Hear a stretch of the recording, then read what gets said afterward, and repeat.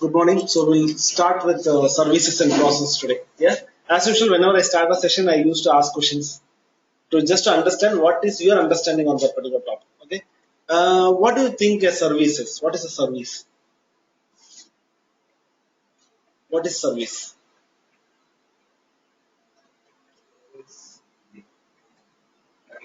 Input output Uh, flowing to a channel. uh-huh. Okay. Something like you want to cut hair. Where will you go? Will you go to Saravana Bhavan? Why? Why salon? The service offered is hair cutting in salon. You want masala dosa. You go to Saravana Bhavan because the service offered. A service is something like the end user, what he enjoys. His food, hair cutting, dress. For him, from where he gets his immaterial, but he needs to get it. What he enjoys is called service. Okay, that's why we call this servers.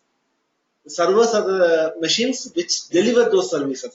Okay, so there is nothing called mail server, web server, FTP server, and all. It's all the same box. You start that service, then that is called FTP server. You start mail service, it will call mail server. So you will find different names, but ultimately it's the same box. Okay, so one server can act as many servers. Like the same server, I can make a web server, mail server, FTP server, telnet server. I can make n number of servers inside it. But the thing is, when I'm giving all the service inside one server, the quality is lost. Just imagine giving food and also hair cutting inside the same place. Hair will fall on the food, you get disturbed. Yeah, and people eating food will get kind of a nuisance like, oh, how will I eat here? See, the same thing will happen with the server as well because the CPU, memory, network, disk, everything gets loaded, because of which we are keeping separate machines as to isolate the load. Okay, then we call that as a web server, FTP server kind of thing. I mean, what is service? Service is something that the customer enjoys. Okay, in those days, customer used to say, I want HP hardware, I want Windows OS, I want Oracle database, I want this application. They were specific on which hardware, which OS, which database, which application that should run. Now customer is saying only this. I want ICICI Bank service to be running. My end user, whenever he types ICICI Bank, I should get the screen. Whenever he say fund transfer, fund needs to be transferred. I want the service to be running within this many seconds or this many minutes. If that is not working, I will penalize you. If it is working, I will give you the charges. He is only paying for the service. I don't mind whether you work it on HP hardware or IBM hardware, either it's Windows or Unix, it's Oracle database or IBM database, XYZ application, I don't mind. Now we know what is service. Service is something like, yeah, customer needs to get satisfied. Okay, so in Unix, everything is a service. So let's take our human body as an example. Your human body has many services. In 10th standard, you would have learned nervous system, respiratory system, digestive system. Yeah, so we have some 7 to 8 systems. Each are separate servers. Yeah, and that respiratory system will take care of only breathing. Nervous system will take care of only senses. Digestive system will take care of only digesting the food and converting that into energy. Right? Same way, we have different systems running inside this machine, and that acts as a server. So we have to correlate a server with our human body, then you know what is a server. Okay. So this is called server client architecture. You know what is server client architecture? Server is a person who provides service. Client is a person who receives service. Okay, so whoever provides are called servers, whoever receives are called clients. Okay, this is called server client architecture. So if we call that as a server, how we call that as a server? There should be some manager who is providing that service. Whenever somebody requests something, I want this, he will be providing it. Okay, so whenever that service is running, we call that as a server. If the client server is running, then it is called as a client. Okay, so I'm going to introduce a new guy called daemon. Daemon. What is a daemon? What's a daemon? Have you heard about daemon? Don't think in IT world. Real time. Devil. Okay, there's a difference between daemon and devil. There's a difference between Bhudam and Pei, right? What's the difference? What's the difference? No, it's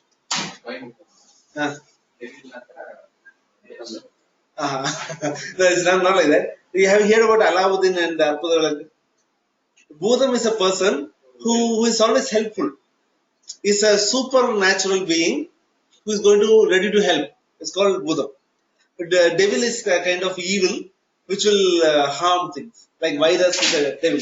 But whereas demons are Buddhams, their job is they will exist there, make sure things are working. So in your office, who is the demon? Managers.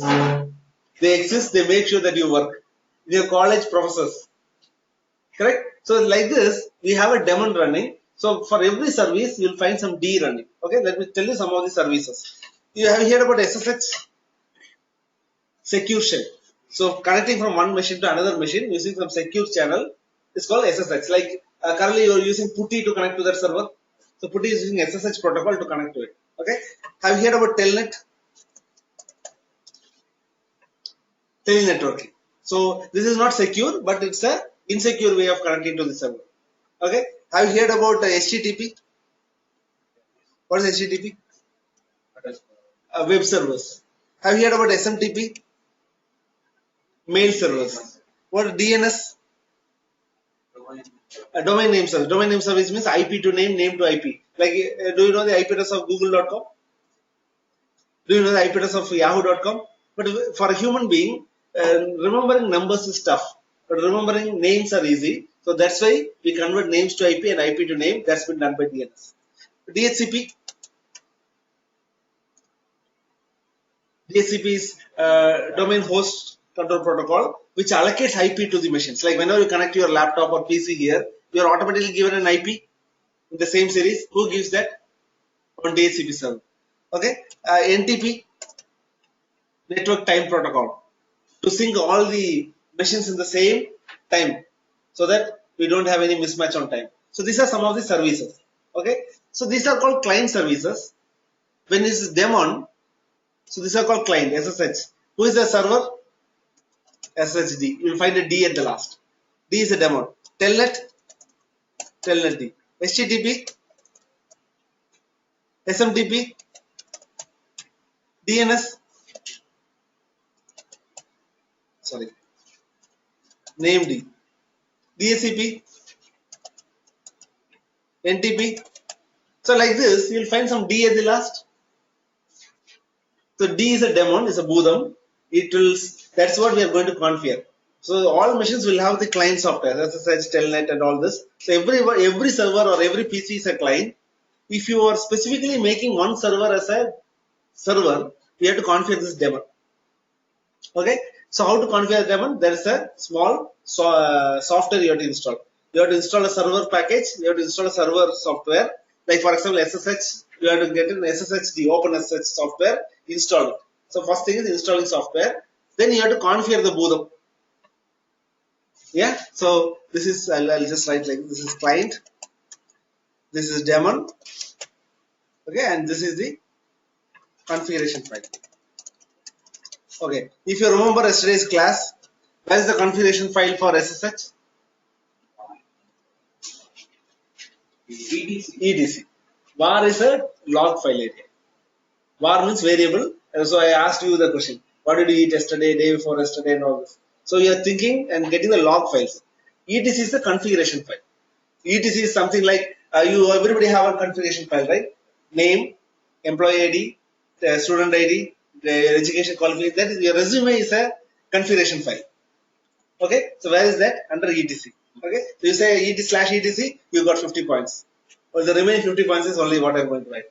Okay, so let's see the configuration file. What we have to do is for if you want to install SSHD, download the SSHD software, install it. Once you install, automatically this configuration file is kept under /etc/SSHD/SSHD_config. Okay. Now what we have to do? We have to, by default, some 3 or 4 parameters are already configured. You need not worry. Just start the service. SSH will work. But you can configure the Budham such a way that in your company how you want. Root should not log in. This user should not log in more than twice. We can set all this inside this configuration file. Okay. And you need not worry. Every line will have some help text on the top. What parameters can be given and why we have to give. So you need not go and search in Google and all this stuff. A flat file, text file. Just edit the text file and then you restart the service. Automatically this will start work. Okay. Okay. Let's see for telnet d. So etc telnet d.conf. Okay. For http is etc httpd/conf/httpd.conf. Sorry, httpd.conf.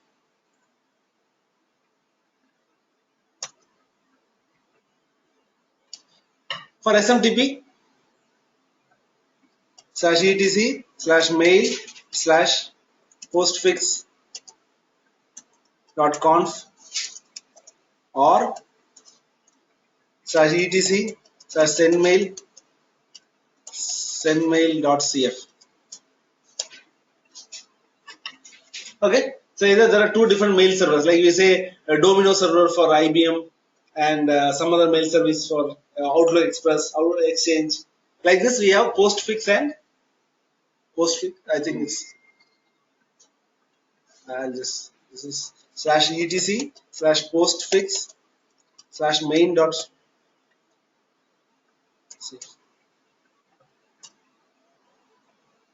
Okay, so the configuration file will be something like this: /etc/named/dns.conf dscpd etc dscpd/dscpd.conf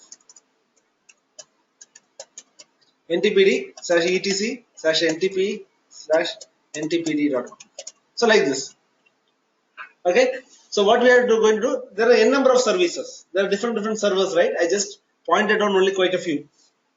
Like this, we have FTP, FTPD. You know what is FTP? File transfer protocol. Transferring file from one server to another server. So you can copy from C drive to D drive, but you want to copy from one machine to another machine, you need to have this protocol to do. So it is under etc FTPD ftpd.conf.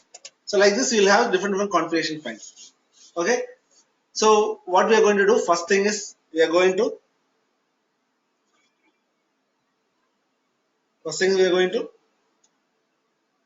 configure this Budam.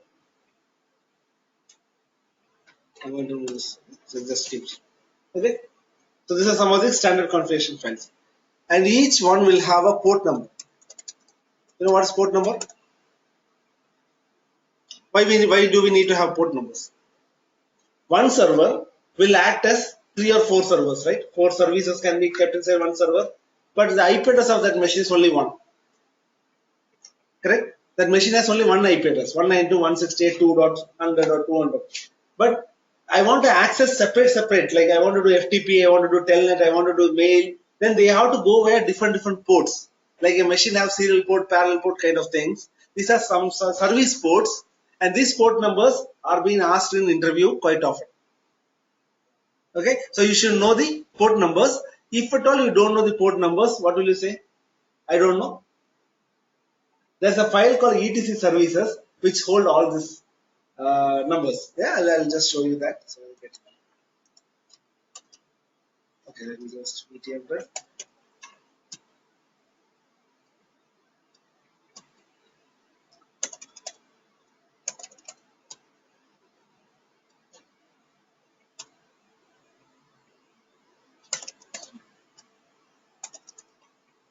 Okay, so there's a file called etc/services. This is a file where you can find all the port numbers here. You see this? Okay, tell me a service. FTP/FTP. You can see here FTP 21. FTP is 21. Let me write it here. 21. Okay. What is NTP? Okay, you can see SSH, Telnet. SSH is 22. This is 23. What is HTTP?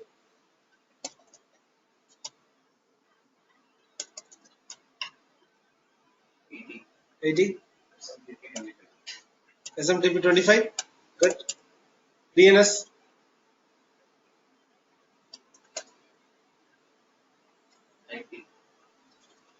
Uh,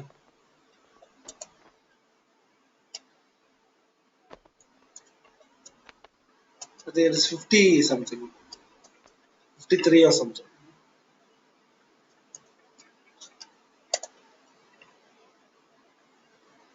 Domain 53, DNS. Domain 53. Okay. We can search by the port number. Port number also you can search. And we can search by domain name. Yeah, whatever you want. But ET services is a file. They surprisingly ask you a question on port number. You don't know the answer. Don't say I don't know. You can say, hey, currently I don't recollect the exact port number. If you can guess, you can give some 2 or 3 guesses. But the better option would be, and I will check in ETC services. That file contains all port number and service names. So what I'm trying to give you is answer for every question. If you know this answer, you know how many lines are there in this. Sorry. You know how many lines are there in this? wc-l/etc/services. You know port numbers of 8,000 services. So having knowledge of 10 or 15 ports is very important. Like whatever I written down there, please try to memorize those port numbers. Because a traditional system administrator of 1 year, 2 year, 3 year experience guy should know at least 10 port numbers. 5+ years should know 15 port numbers. And above that, at least some 20 port numbers, it should be very much handy. Yeah. Because they are very frequently using, right? Like when I say DNS, I'm searching for DNS. I know that somewhere in the 50 range. When I went to 50, I'm able to find 53. Yeah, because no, when you become experienced, this port number should be in the fingertips. You're getting it? Okay. So is that easy? So the same IP address, we are using different port numbers to connect. That's why you say http:// some IP address. The same IP address is used for mail service, but using different port number, 25. But here we use 80 to access the web services. Now you know how the services are running. Yeah. So there are only 3 things. Now usually go for Red Hat. What is the second RSC exam? RSC exam has 10 questions. They ask you to configure FTP server, mail server, POP server. They'll configure whatever server, print server, and all. 10 servers has to be configured. For that, they are going to conduct a training for 15-20 days. I am going to take only 15 minutes, the same class. And after that, you can configure whatever service you want. Okay. So if somebody comes and tell you to install one service, what you have to do is, first thing, what you have to do? Install this software. First thing is you have to install the software. For example, tell me one example. You have to configure what service? Web server. So install HTTP software. Huh? No, you have to install. By default, OS comes only with core components. Other components are there in the CD. You have to install those softwares. Or you can download from the vendor website and install it. The same applies to Red Hat. Same applies to Windows as well. You have to download that package, install it. So you know how to install the package. We saw that yesterday. Smitty install, give the path, preview mode, apply, reject, whatever method you want, install the software. First thing is installing software. What is the second thing? Edit configuration file. Okay. So if it is this one, you have to edit etc httpd/conf/httpd.conf. Edit this file. Yeah. Third one is start the service. So the third one is what we are going to learn: how to start a service, stop a service. In Windows, how will you start a service? Yeah, you have a, let me just see. I'm not very good at Windows 10. You have services.msc.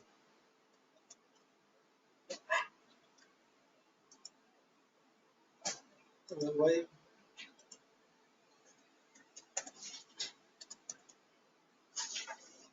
Okay. Something like this. Yeah, this is the one. You see in Windows, these are the services, and it gives a small description about the service. Status is running, which is not running, it's not running. Manual, automatic. Automatic means whenever the window starts, it automatically starts the service. Manual means you have to manually right click and say start the service. So here you in Windows, all right click, left click, start, stop, all this are here. In Unix, we have to give it by command. Okay. So to start a service, start SRC. start system resource controller. I'll give you an explanation. Okay. Now only in this particular session there is no MK, RMC. We are not making a service, removing a service, changing. Here starting service, stopping service, restarting service. Start SRC, stop SRC, restart SRC, refresh SRC, and LS SRC. These are the major commands that we use.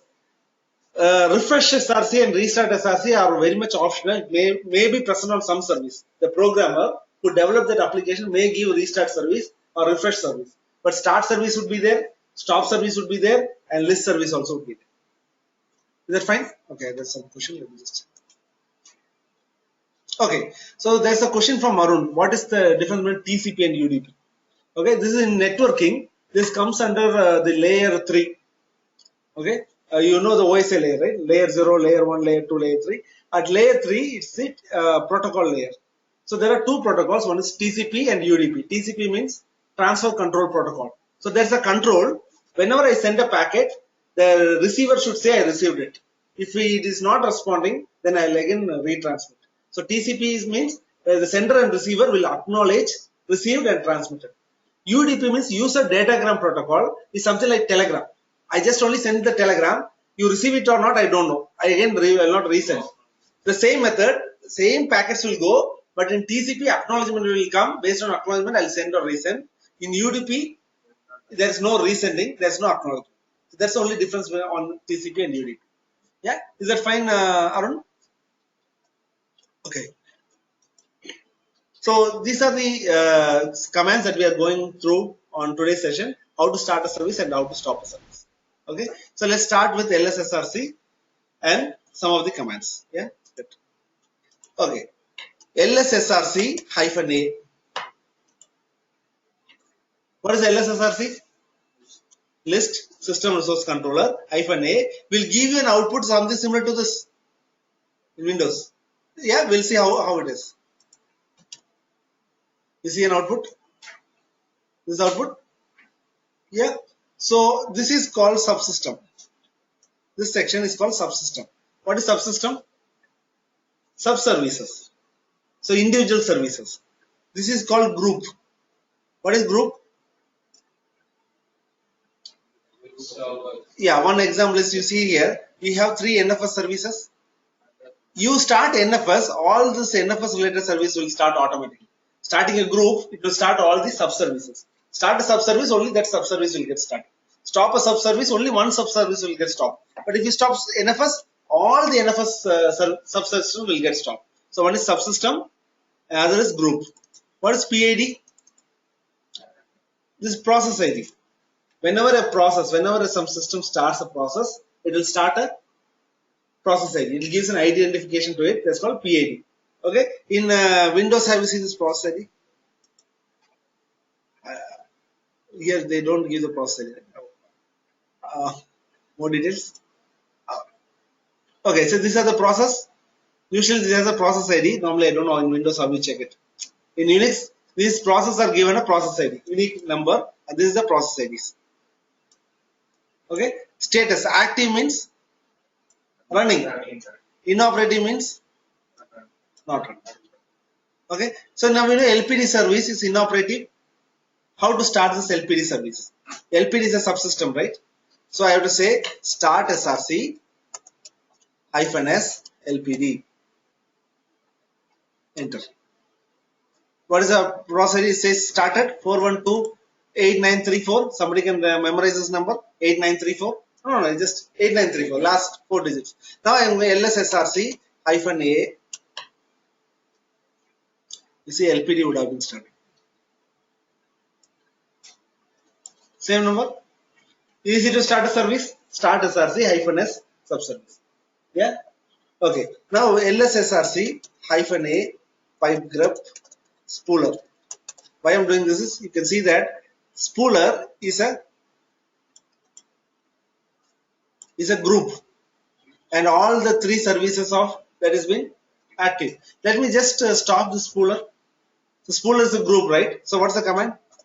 Stop SRC -G spooler.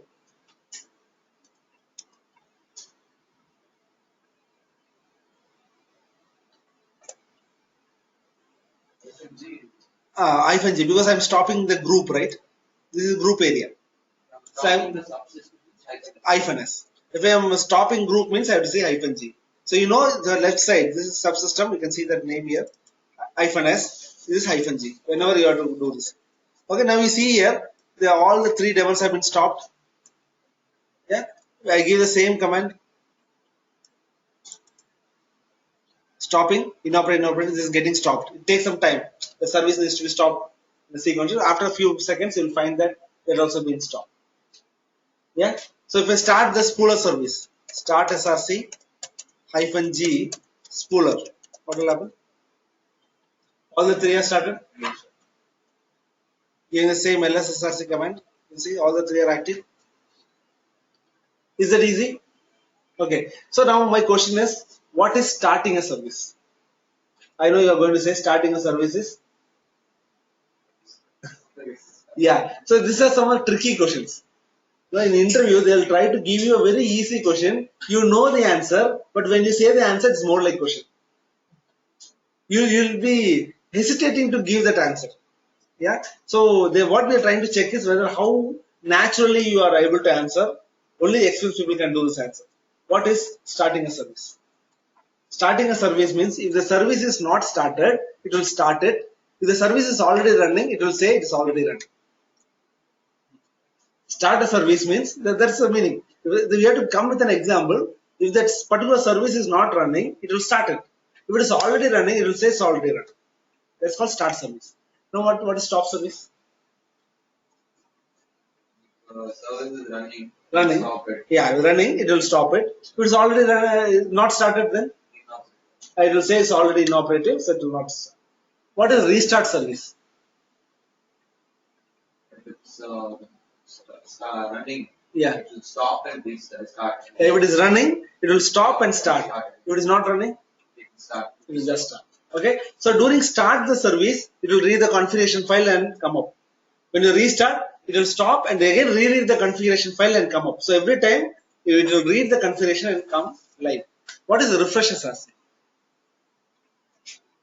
What is the refresh? State it is, if you come back to the same state again, if it's running, Uh-huh. it will again refresh and it will So what's the difference between restart and refresh? restart. Restart if it's running, it will stop and start again. Okay. In refresh, it will not stop. Just restart. I mean, not restart. It will just refresh and say. So what's that refresh? You say again, use the refresh. That particular point is just. No, what's the refresh? That's what I'm It asking. will not stop. If it's running, it will not stop. Stop. Okay. If it is running, it will not stop. What is the refresh doing here? What is the refresh activity? You said refresh. What is that refresh activity? It will refresh JVM. Oh no, you are partly right, Arun. Tell me what it is. Is it Arun or Senthil? It will, Arun here. It will refresh the JVM virtual machine memory. No, it's not memory. What refresh will do is, you have made a change in the configuration file. You refresh it. It will reread the configuration and it will take the new changes into effect. That's it. For example, 10 people have connected to the machine using some setting. Okay. Now you do some changes to the configuration file and you do refresh. So what will happen? Those 10 users who are already connected will not get disconnected. They will work on the same old configuration. Any new 11th, 12th user whoever connects, they'll get the new configuration effect. Refreshing means rereading the configuration file. System gets the configuration file reread and keeps that as the master copy. You getting it? So that's why I gave you a hint before. What is the restart, start? It reads the configuration file, reads the configuration so that you can answer refresh. Okay, you got this? Normally restart and refresh may not be there for all services. It may be only available for some services. Is that fine? Okay. What is LSSRC? List the service. Now it's clear how the service, what is service, how the service works, how to start a service, how to stop a service. Yeah? Okay. Yeah, please. For starting a service, Start a service. yeah, start SRC and then that's hyphen S. Yes. And or LS is SRC. LRC, SRC, you put the why? Yeah, okay. You say man ls SRC. Like yesterday I told you about whenever you ask for me for some hyphen A, hyphen B, I'll tell you what it is. You have to type man ls SRC. And as I told you, scanning minus A is an option here to get all status. You have to have hyphen minus A. All status means all services. Then I use minus A. It's not clear. Search for hyphen A. Next, list the current status of all defined subsystem. Yeah. Yeah, is that fine? So you can learn like this. Now we know what is hyphen A is. Okay. You ask me another question like what is man start SRC. So there is hyphen S for subsystem, hyphen G for group. You want more details? Slash hyphen S. Next. What is hyphen S stands for? So you can learn. That's what I'm saying. Entire help. You are looking for document outside in Google and IBM Redbooks and all these places. The man page is a very beautiful and 25-page document for each section. Of this 25-page, hardly 1 or 2 paragraphs is sufficient for your day-to-day operations. So I think this is the best way to start learning. Yeah, good. So any doubts on SRC, System Resource Controller Services? Suppose we get a mail saying like install this pack.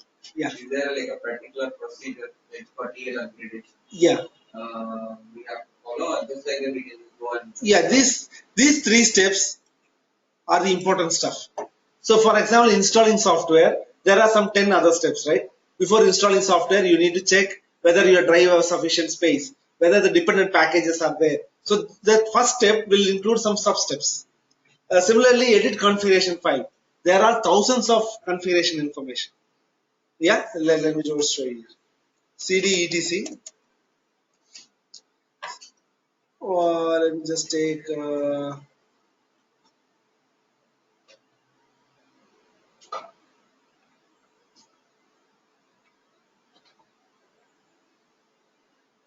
.conf is an XML file. what's that? .conf. C1. No, it's not an XML file. There are some the XML files are there.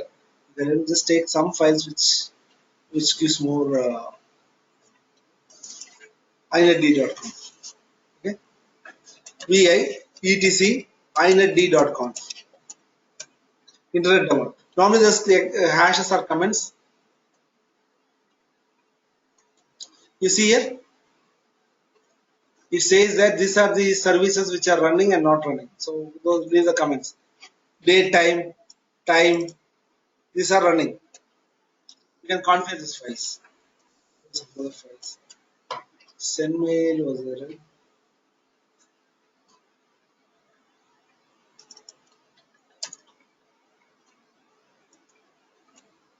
Okay. So every line is commented out, and they are given what is database name, SE coder, stanza example. This is, they gave everything over here, and here is the area where you have to edit. Okay, so they have, by default they have given all these values. You can change the files to something else, database name to something else based on your requirement. This is a configuration file. Yeah. No, this file is nowhere related to us. If you see the top, this is somewhere related to keystore. You know what is keystore? Like the encryption. Whenever you send a username password, that password gets encrypted, right? Using what mechanism you have to encrypt. So they specify some configuration for that. No, we will not be writing this particular file. I'm saying like SSH and other stuff. It will have similar kind of files with hashes. This hash one, right? This hash means this line is commented. So this line will give you information about what is this file about. Is a stanza file with each stanza name representing role-based access control or something of EFS. Yeah, like this table name, and this is security. List security, check security commands can be used to manage the NS control config file. So these are some of the help text inside the file itself, but they are commented. Whenever this file gets read by the daemon, it will not read this. These lines are for the administrators. What the daemon will read is only these lines. These lines. Yeah, where the comment is not commented. So it will use a security corridor as files. Database name as TSD. We don't know what are these. Only the security person or the administrator knows why he has to edit these files. Okay, so these are the three main steps. So if somebody asks you a question on how to configure service, these three things are important. Install the package. Package installation will put the commands on USRBin and all this area. Configuration file on /etc. Then third is start the service. So very easy job.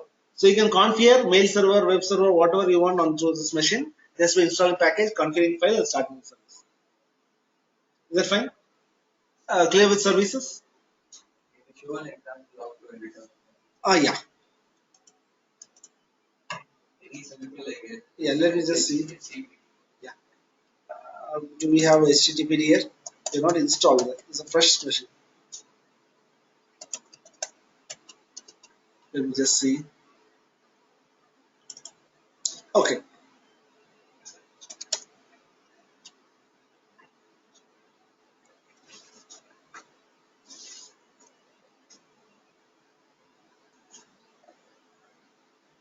So you have a number of options here. Okay. So they have already gave you an example. To log information in directory home user, log file cron.out, size of 2 MB, total number of rotated files is equal to 4, archive in user home, compress archive file. So they gave you a text which says that what you have to do is you have to come here. You want the log file in this particular location, uncomment this. You want if the size is 2 MB, up to 2 MB this log file can grow. You can just uncomment this. You want to grow up to 4 MB. What do you have to do? Replace this with 4. Okay. You want to do log rotate. What is log rotate? Rotate means first it will once first file reaches 4 MB, it will become .1. Second it will refresh a new file. .2, .3, .4. When fourth file is written, again .1 will be reused. Rotating it 4 times. So that your log file will not grow to a bigger size and damage your WAR file. You getting it? So just editing it, read the top line and make the edit on the bottom. Save it, restart cron's service, it will take effect. Is that fine? So it's just VA editor. You have to read, understand what you are doing, and you can change it. So this is for example 1. This is for example 2. You want to have a different, like size is 50K instead of MB is about K. You want to rotate. You want to have an archive in different directories, so you can always make this changes. If those commented will not take effect. Those not commented will take effect. Is that fine? Yeah. I'm not going to save this because the admin might have some other value. Is that fine? Is that easy? What is that? What is that? Those commented will take effect. No, only this not commented lines. Uncommented lines will take effect. This is what goes to your domain. Daemon is going to read. These lines it will not read because they are commented. In C program you have remarks. You comment out line. Commented lines, your compiler will not read it. That's only for your information. Function. You will just write something of that sort. So this hash, when something line starts with hash, they are remarks, comments. It's a very easy job.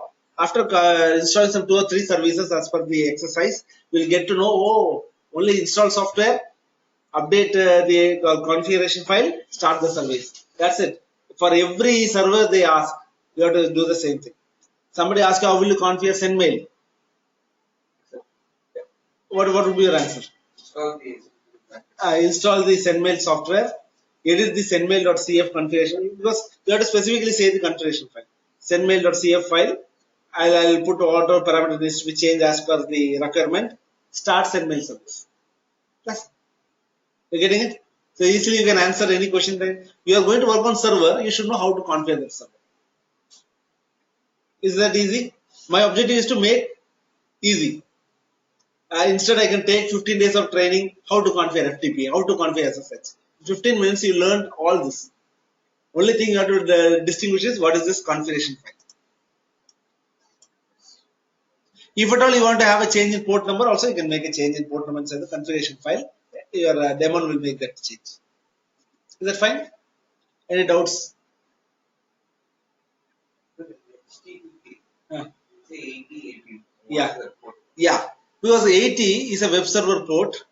80 is known by the hacker as well, right? Hacker also knows the standard ports.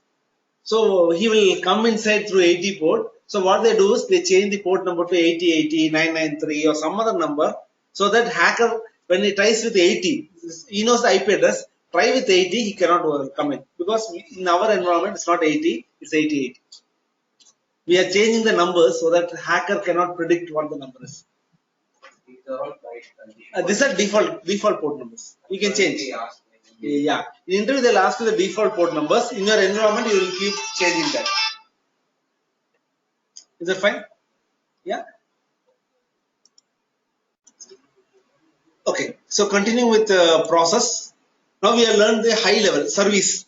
Service is like you go to Saravana Bhavan, order masala dosa, and waiting for masala dosa to happen. But masala dosa creation is a very big process. You have to first give order get into kitchen. In kitchen, for preparing masala dosa, they have to make dough, for which they have to put rice, dal in water for half day. They have to grind it, keep it for half day for yeasting, and then they have to put it on a big doshakal. And masala has to prepare separate. You know how many process happens one after the other, and finally the masala dosa is in front of you with the bill. Billing is also a process. Yeah. So we learned about services as a big picture. FTP service, telnet service. We quickly did something, install package, update config file, and start the service. Very easy. But process is a bit complicated. So we'll get into the process and learn what process is. Okay, fine. We'll see what a process. What is process? Okay, define process. How it happens is a process, okay? But it may happen in a number of ways, right? Yeah, I want you to boil water. So boiling water, you keep it in sun, it gets boiled. You keep it on an electric one, it gets boiled. You put it on a stove, it gets boiled. You put a electrical immersion heater, it gets boiled. So how it gets done, it may not be a process. How it is to be get done is a process. Protocol. Well, what we say there, step 1, step 2, step 3. Okay. How many of you are staying bachelors? Yeah. You're cooking at your home? You're cooking? Good. So when normally these married people, when I got married, my wife came to my home with a small 80 pages note given by her mother. Okay. How to prepare sambar, how to prepare rice, how to prepare puttu, how to prepare idli, everything. Every page contains recipes. That recipe is a process. You know what? How it contains? It contains like inputs. Correct?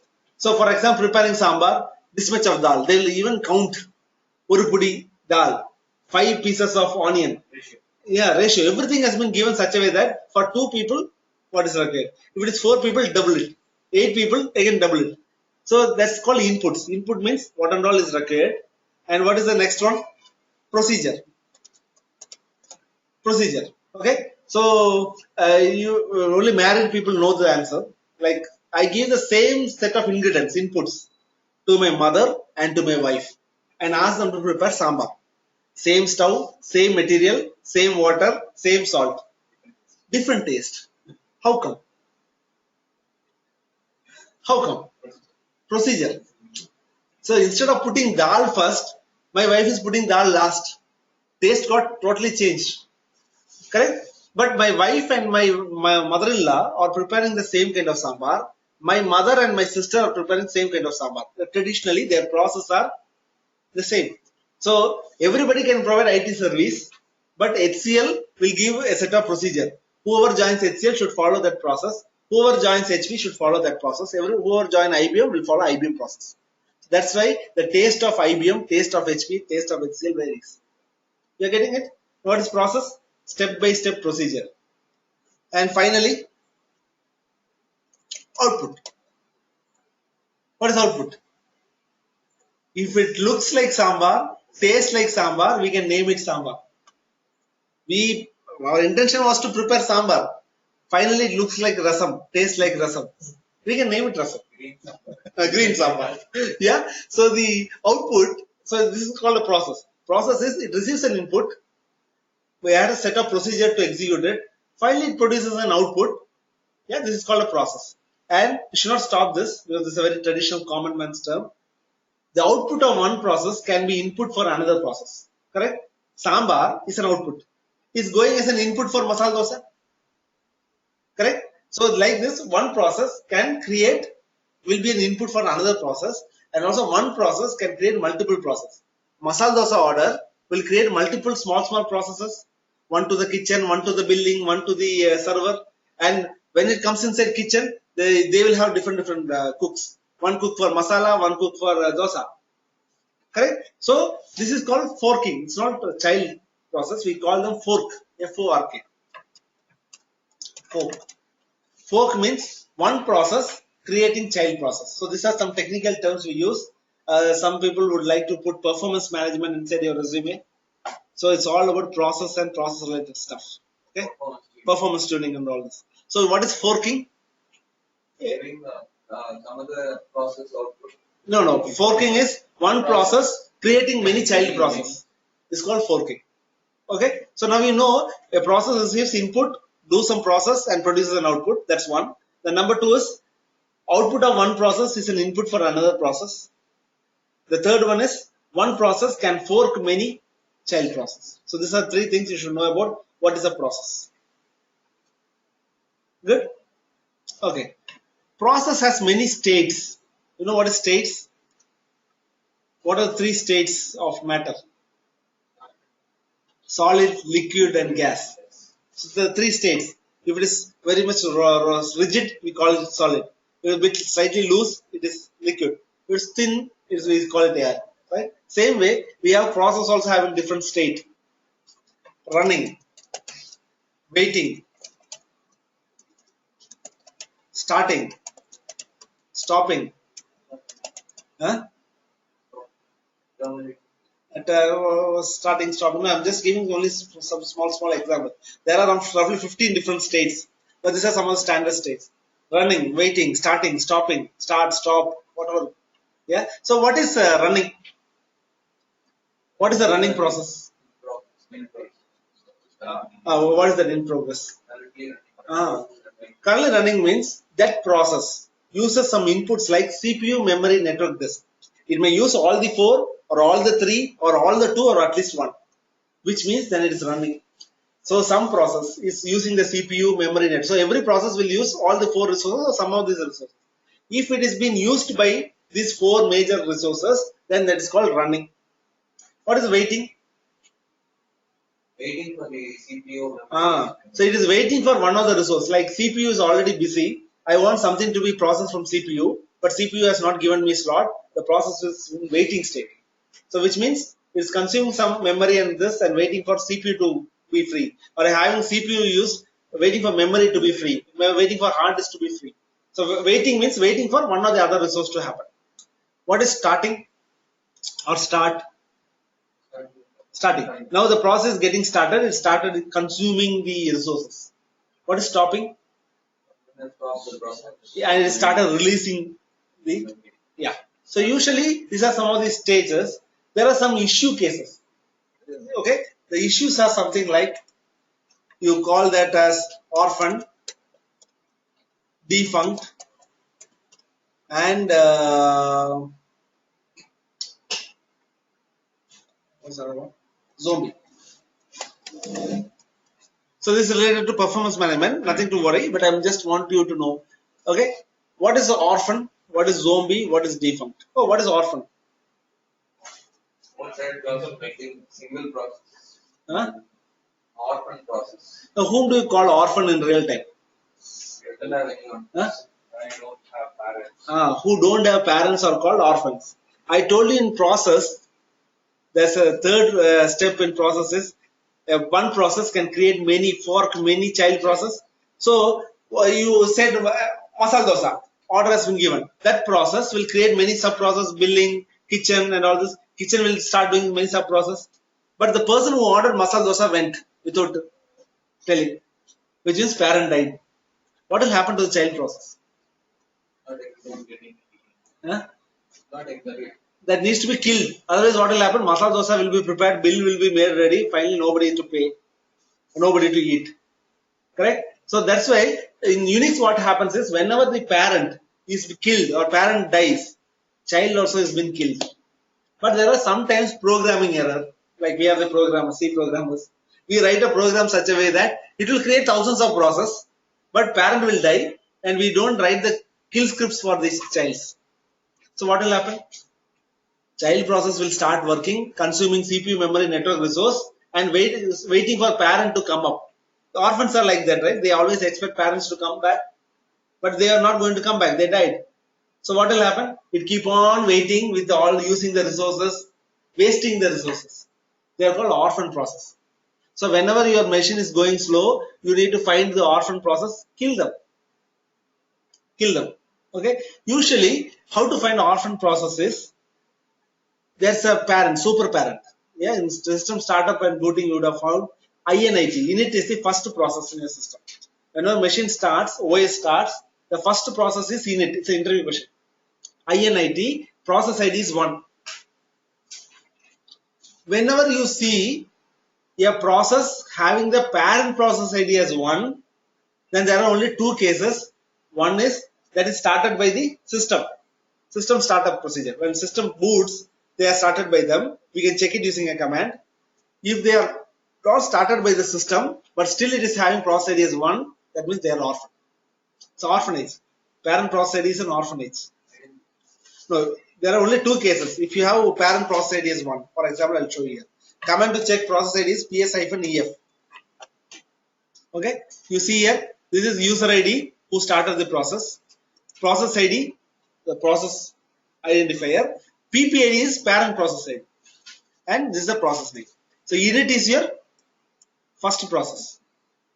Okay, and you see here, there are some process which has parent process ID as 1.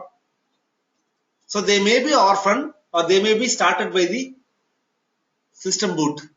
So there's a file called etc init tab. Check there. If etc init tab have error demand, then they are started by. Let me just show you. vi etc ini init tab. Okay. /err is not there.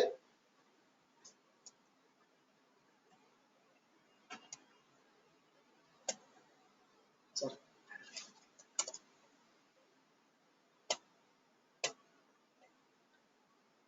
There's, I forgot its name. It should be here. Yeah. Error demand.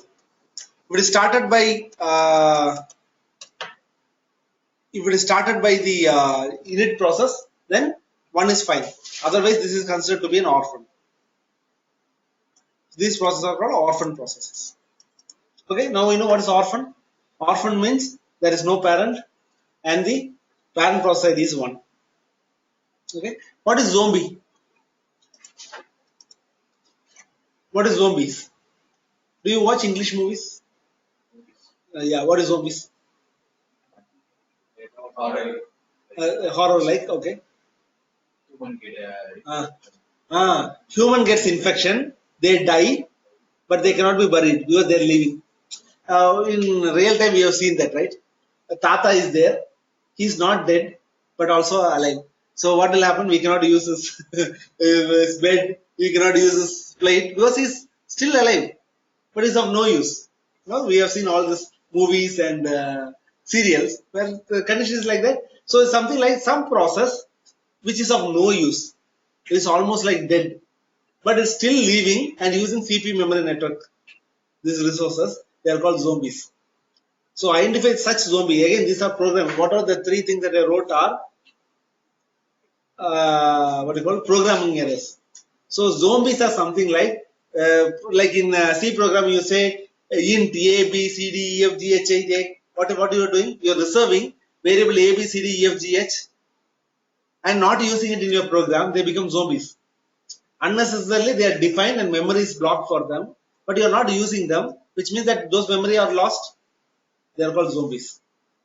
Okay? Yeah, it will affect. For example, those English movies that you said, those zombies affect, right? They infect others and also unnecessarily they consume your resources. Those rooms are occupied, you cannot go and stay there. If zombies there, will you stay in that room? If they are dead, we bury them and we use that room. But if they are dead, but they are living in that room, what will you do? You cannot stay there. So same way, a new process cannot come and stay there because there are zombies. Now you know what is zombie process? What is defunct? Functional, defunctional. Not doing anything. Huh? It doesn't have any function. No, it's not having any function. It's again. Does it affect the running process? It's again a very good programming error. It's called deadlock. Deadlock is a defunction. Let me just tell you. Okay, let me put an example here. Insert. I'll draw screen. Cannot do Okay. something like trading transaction. Huh? Something like trading and Yeah. Okay. Let me just put some name. Mahesh. This is Mahesh. And this is Logesh. And this is Sharif. Shafiq. Sorry. Shafiq. So these are three people. Okay. Now you have some. Okay. I'll just fill this with yellow.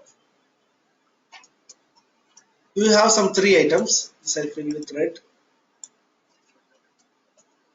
This I fill with green. Okay. So the condition is Mahesh has to give this red symbol to Lokesh only when you get the yellow symbol from Shafiq. Okay. And Lokesh has to give green to Shafiq only when he gets red from Mahesh. And Shafiq has to give yellow to Mahesh only when he gets green from Lokesh. Tell me when will it happen? Will never happen. Why? We are programmers. Rather we are system admins. Luckily, the programmers will do program like this. If they put some three if conditions, waiting for each one to give this only on this condition satisfied, and everybody is waiting for this to happen, and this cannot be given. What will happen? On every CPU cycle, they are wasting these resources, making this defunct or deadlock. The process is there, condition wise it is wrong. That's the reason they are like standing and waiting for this to happen. This is a defunct. Yeah, so one of the example. So in the performance management, there's a separate session, separate training for it. Because where you have to understand threads and many other stuff in process to get to have good process performance management stuff. So if you know these things, would be a starting point after 3-4 years down the line, you become a performance management engineer. Okay, but at least you know this. You can speak in interviews. Yeah. So these are some of the orphan, defunct, and zombie. Have been very quite asked in interviews. So get to know what it is, how to find them, and how to use it. Okay. So you are no task manager, right? You see that CPU used, memory used, disk used. You're getting something on Windows.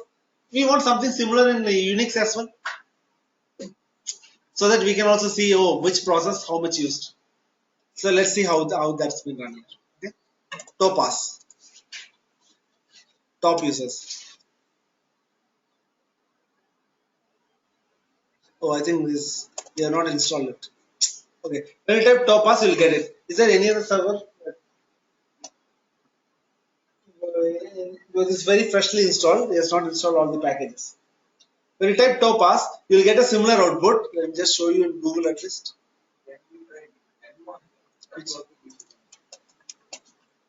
Actually, it's not installed fully. We have just stopped in between, right, during installation. So it's not fully installed. When you type Topaz, you'll get a similar output, which will provide you the how much CPU, memory, network, disk are used, how much paging, page out are happening, and what are the top 10 or 15 process which consume CPU, memory, network. So whenever you are overutilizing CPU above 80%, 90%, you can check which process is eating up those process, that resources. You can inform the application owner and remove it or kill it. Is that fine? Okay. Now, we know that there are some processes which are really bad. You need to remove them. Okay. So in process, we call them kill. Kill. K-I-L-L. Okay, so there are different ways of killing. Let me see whether you guys have that killing capability. Okay, you have to kill a mosquito. How many ways can you kill a mosquito? Using hand, you clap it against it, kill. Okay, Odomos, then coil, bat, electronic bat, then what is that? All out, spray. That's it. Only 6, 7.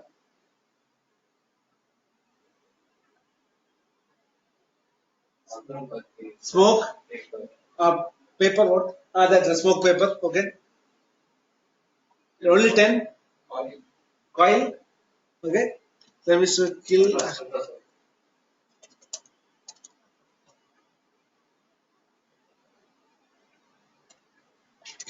hyphen L. There are 63 ways to kill a process. Let me tell you one.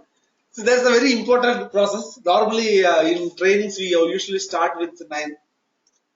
Okay. So as a good example, you told me some 9 to 10 different ways of killing. I'll tell you how will I kill a mosquito. I'll catch the mosquito, peel off one by one feathers, one by one legs. Yeah, torturing. Spray the what is that? Spray this one. Put it on top of the coil. Yeah, I make sure that process is killed somehow. Force kill. Like if you want to kill somebody, what you are saying is by stabbing like that, right? What I'm saying is first cover his face with a plastic cover, put a pillow on top of it, start stabbing him, and then finally put a rope on his neck, hang him onto the. Why are we doing this? Make sure 100% this guy dies. Okay, so kill minus 9 is force kill. So normally you see every engineer runs kill hyphen 9. Please don't do it. This should be the last thing to be run. We have 63 ways of killing it. Why try that first? You should not always force kill it. Is that fine? Okay. So there are different ways of kill. You see hang up. What is by default is 15. Okay. 15 is term kill. So when you say kill process ID, it's by default take kill hyphen 15. What is term kill? Procedural stop. Like you say kill hyphen 15 word.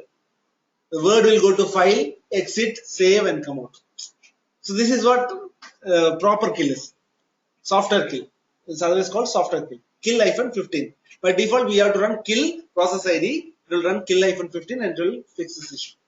Okay. Kill hyphen 1 is hang up. What is hang up? Pause it. Whenever you want, unhang. So what it will do? It will resume. So 1 is hanging up. What is 2? Okay, how many of you electronics guys? In electrical also have 8085 processor coding. Pin diagrams. You remember 8080? No, I'm not going to ask any questions on that. Don't worry. 8085 pin diagrams. You have trap, RST 1.5, 2.5, 3.5. What are they? They are some of the interrupts. When you press Control C, how it is coming out? I'm typing ls-l. I press Control C, it is coming out, right? This Control C is nothing but 2. Control D is coming out of this login. That is 3. So everything, when I press Control C, Control D, Control Q, Control L, everything is giving a signal to the processor and asking the processor to kill that process in some way. You're getting it? Yeah. So there are different ways. So kill 1, kill 2, kill 3, kill 4, kill 5, kill 6, kill 9, kill 15 are some of the standard kill procedures. Okay. So when you say PS-EF, you get some output like this. You want to kill a process. You want to kill LPD process. What do you have to do? Kill processing.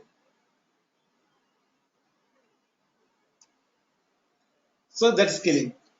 You can also give kill hyphen 9 and some other processing. By default, it will take first one. Kill and processing. 15. It will take 15 by default. by default. So it's always better to give only kill process ID or kill 1, kill 2, kill 3, whatever is required. Kill -9 should be the last, but we are doing it as the first. Wrong practice. Best practice is don't use kill -9 until I was required. It's a very first skill. Here you see terminating. Here nothing. It kills whatever method I told you. That way that mosquito has been dangerously killed. Yeah. So now this is a very standard thing that we normally use. Okay. So there are many other tools for process management. Like we have NMON, network monitoring tool, which uses Topaz in the backend, and it will collect those information, put it inside a file, so that at any point in time you can create a graph and see the usage. Topaz is real time. Only at this point in time, whatever is there, you can see. But NMON will keep that stored and you can use it. There are many other tools like, I'll give you some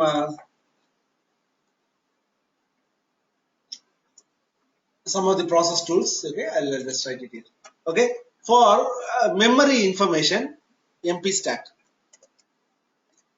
So you see the stat is for processor. For memory, VM stat. For network,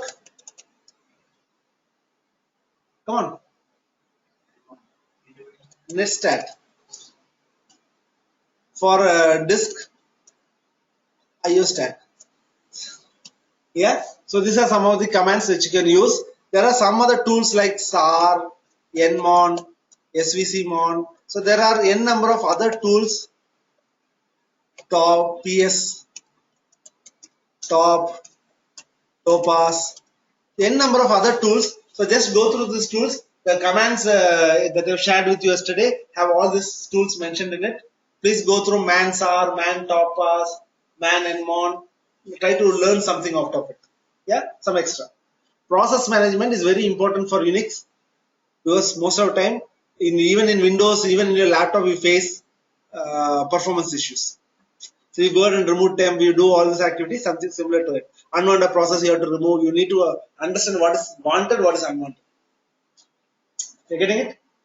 Yeah. So these are some of the mandatory stuff that I wanted to go through and learn. So are you clear with process? Okay. Okay. So how do we check the number of CPUs and RAM? Okay. Let's see. Sir, one more question, sir. Yeah, Arun, you're saying something? Senthil, sir. Sir, Senthil. Can you type it, Arun? Your voice is very feeble. Sir, this is Senthil. Okay. So there are some commands like prtconf, prtdag and all this. Let's see the prtconf output first. Okay. prtconf says that what model it is. So this is the model number. It's a Power 5 server. Number of processor is 2. Okay. It's a 64-bit processor. You have assigned 512 MB of RAM. This is not a physical machine. This is a helper. So you are getting an helper related information. 512 MB RAM, 2 CPUs. If you are looking at on the main server, you will get the full CPU information. From VAO, if you do it, you will get the full. So prtconf is one command to do it. There are some commands like helper-stat, which will give you the helper statistics, how much usage it has. Yeah. So there are many commands which will tell you more information about helper-related information, CPU-related information, how much memory it has. Yeah. VMstat.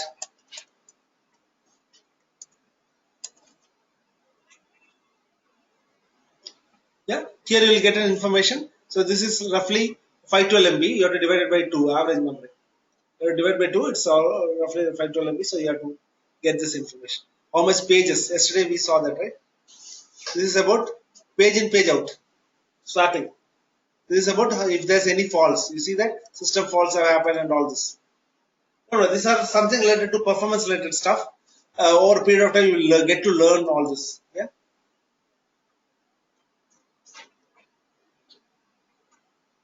Okay, so there's a question, can we kill the parent process ID? Okay, my question, can you kill the parent process ID? I can kill you. Can I kill your parent? I'm asking real time. I am a serial killer. I can kill you. Can I kill your parent? Yes. I can kill your parent. If I kill your parent, child will automatically die off. So I can kill parents as well. Let me see whether I can show you that. PS-EF. Okay. So you see that there are many processes started with 29. If I kill this, all this will go off. Okay. So let me just search for PS-EF pipe grep. Many processes are running this. Yeah. So this is what's it? 24926. This is the one. If I kill this, How do we know, sir, that is the child of this side is called childs. This side, these are childs. These are parent. You see, all the parent has the same number. Parent is same number, and only this is different because this is the child. This has this many other childs. But if I cannot kill this, this is your SRC master. What is the SRC? System Resource Controller Master. If I kill this, your OSSR will go down. Okay, like if I am killing the NFS master group, then all the NFS sub-services will die. So I can kill parent process. If I kill parent process, child also will go die off. Yeah.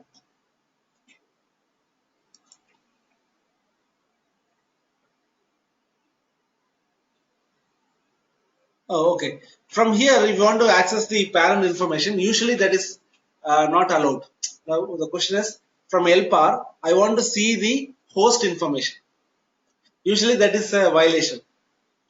No, so that's why they don't usually give that. But there are some tools to do it. You can use third-party tools to get that done. But from VIO, you can get the full information of the parent machine. If you are system administrator for this full machine, from VIO you can get the full information. From LPAR, it's not. The LPAR has been restricted to use only the LPAR related information. You should supposed to get only your VM related stuff, not the host related stuff. So getting information from another machine or a host machine is a offense. but administrator will have access to. Yeah, you have to go to the server directly and you have to gain those access. Yeah, you should not use it. Yeah. Sir, one more doubt. Yeah, please. Yeah, sir, like I'm accessing now VM LPAR. How do I know whether I'm accessing a LPAR or I'm accessing the parent machine? Oh, okay. Usually that is not been shown to the LPAR. Our objective is that the user should not know that he is working on LPAR. He should feel like he is working on physical. Okay. But there are commands like if you are a system admin, you say LPAR stat. Okay. If it is displaying an output, which means that you are on a shared. You see the type is shared. Yeah. So if it shows shared, that means you are on an LPAR. LPAR stat output has been provided. That means you are running on LPAR. As an administrator, you should know that you are running on an LPAR or physical. 99% it is going to be LPAR only. There's nowadays I have not seen any physical machine installed with AIX. Physical machine has been virtualized, converted to LPAR, and LPAR is running. So usually, whenever you type LPAR stat and you say type is shared, which means this is a logical partition. Yeah. And there are one more command. I forgot the command. LPAR cd user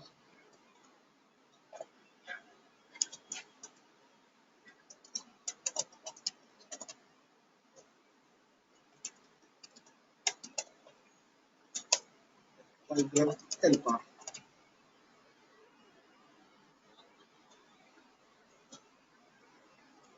It's very slow.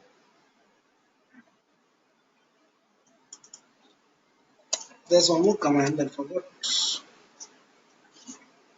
See.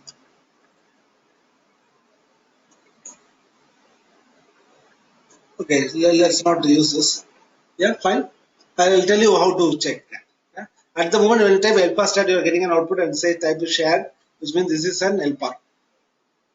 Any command we see is manual entry not.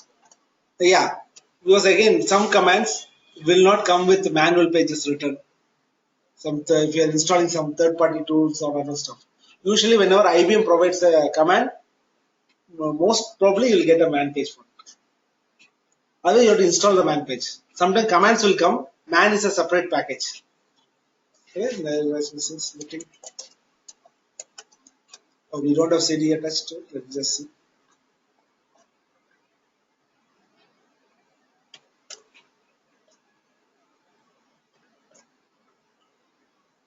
Okay, there's no media installed. Put inside. Okay, usually there are some man related packages are there. You have to install man packages for that particular tool, then it will come. Yeah. So any doubt on processes, services? Very important section, without which you cannot call yourself as a server administrator, performance engineer, and so on. So please have a look at these tools and these tools. And more all these things I used to check the monitoring thing. Monitoring stuff. Suppose I have to monitor the 100 servers, 10 servers at a time. Yeah. Okay. What you do is you run nmon on each server, and the log information are not kept here. It is transferred to a centralized server. On the centralized server, they will do the analysis and they will provide tickets. 100 servers are there, each one I have to put nmon. Yeah, every machine should have nmon. They are called nmon clients. I cannot do it, I cannot monitor all the 100 servers in one. Yeah, that's what. All the 100 machines will independently run this nmon tool. Every 15 minutes or 30 minutes, it will send a report to the central server. Central server will see that log files, and whichever machine has been overused or underused, it will create a ticketing or alert. That is the data. Yeah, that's called monitoring server. The server which collects this nmon information is called monitoring server. That will be the data center. In the data center or in your environment, you can set up one machine for that. Yeah, so that's how they monitor. Yeah, fine. So if you don't have any questions, I think we are done with